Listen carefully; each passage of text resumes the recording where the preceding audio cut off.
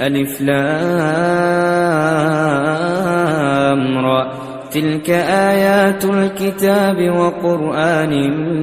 مبين ربما يود الذين كفروا لو كانوا مسلمين ذرهم يأكلوا ويتمتعوا ويلههم الأمل فسوف يعلمون وما أهلكنا من قرية إلا ولها كتاب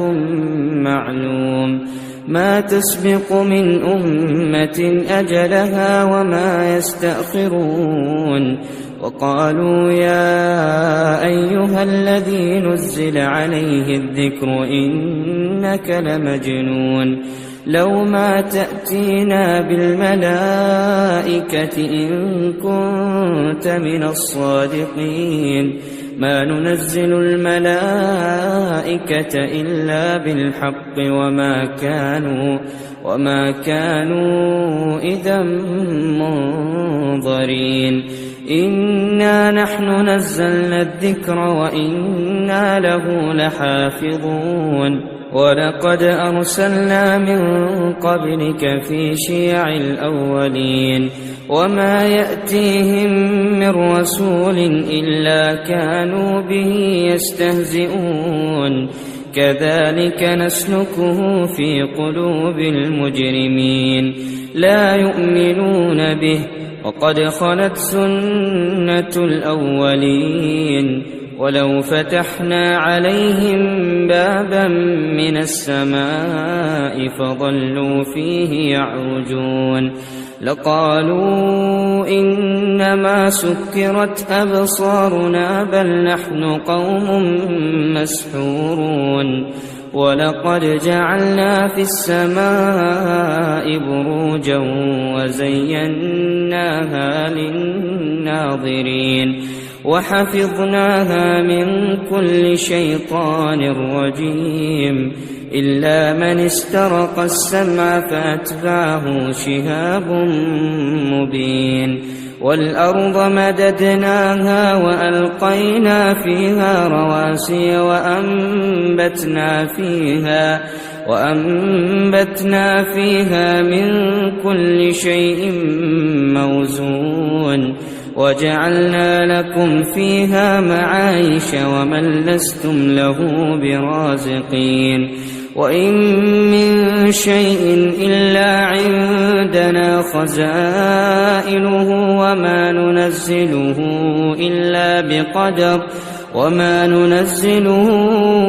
إلا بقدر معلوم وأرسلنا الرياح لواقح فأنزلنا من السماء ماء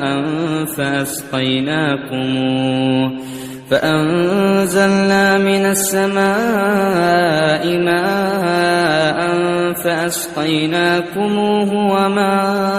أنتم له بخازنين وإنا لنحن نحيي ونميت ونحن الوارثون ولقد علمنا المستقدمين منكم ولقد علمنا المستأخرين وإن ربك هو يحشرهم إنه حكيم عليم ولقد خلقنا الإنسان من صلصال من حمأ مسنون والجان خلقناه من قبل من نار السموم وإذ قال ربك للملائكة إني خالق بشرا من صلصال من حمأ مسنون فإذا سويته ونفخت فيه من روحي فقعوا له ساجدين فسجد الملائكة كلهم أجمعون إلا إبليس أبى أن يكون مع الساجدين قال يا إبليس ما لك ألا تكون مع الساجدين قال لم أكن لأسجد لبشر خلقته من صلصال من حمأ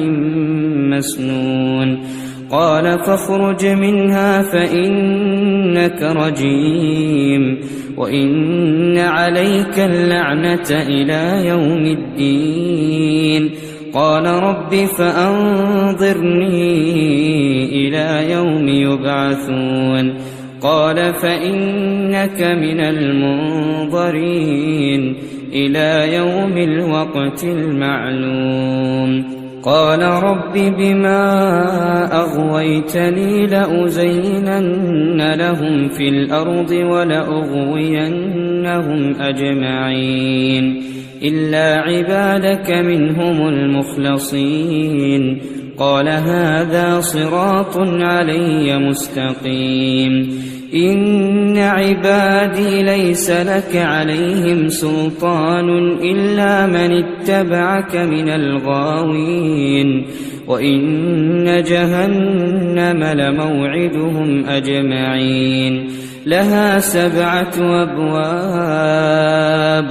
لكل باب منهم جزء